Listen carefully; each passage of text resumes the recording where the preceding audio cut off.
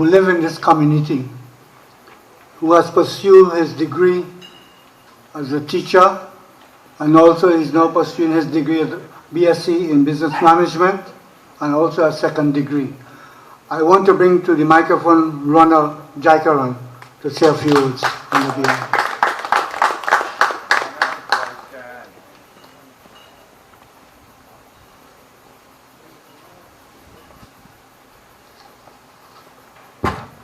A very good evening to each and every one of you here. As mentioned before, my name is Ronald Jaikaran. I am a resident of this village, and I am also the son of a former sugar worker. This evening I stand before you and I ask, why are we still in this position? After so many years, why are we still here? Well, my friends, it's simple. We are here because of the consistent disappointment, the contempt shown to the former workers of Carney. We are here because we have grown fed up of the deliberate misinformation. And I say we, because this issue has grown beyond our parents and has started to affect us, a new generation, the children of these neglected, of these forgotten, of these sad, and of these totally frustrated ex-Carney workers.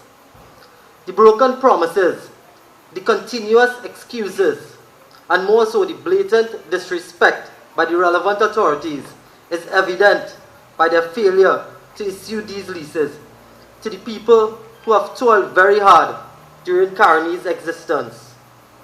The thing is, this was an agreement made many moons ago, and this was even ordered by the courts. Many of these workers continue to wait in vain, uncertain of when or if they will receive these leases. And the sad reality is that many of these former employees are waiting to pass it down as gifts to their children so they can start their lives. It is now apparently a waiting game. After the closure of Carney, it was felt, at least in the minds of the average worker, that they would receive these lands in a few years' time, given the fact that work was necessary to prepare these lots and plots for handover. No one felt over a decade later it will still be pending. As mentioned before, some of us or people from the village who have worked at Carney all their lives, I am sure, have passed away while waiting for these lands.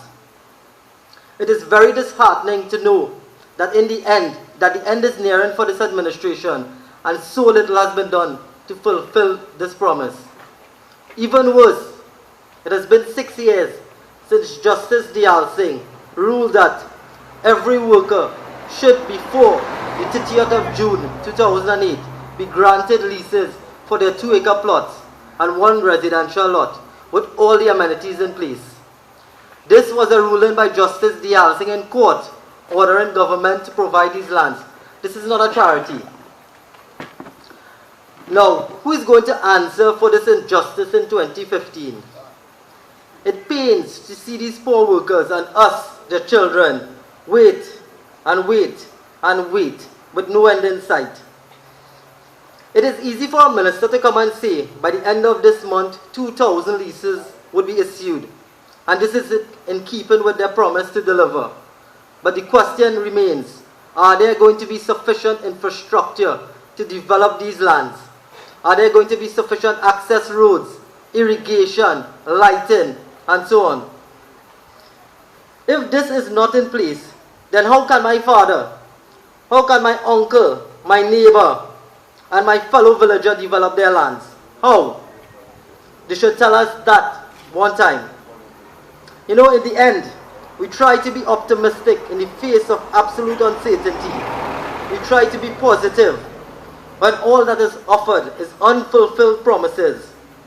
So we, the children, the young people, stand in solidarity with our parents and respectfully ask of government to kindly deliver what was rightfully due, or what is rightfully due to our families. I thank you.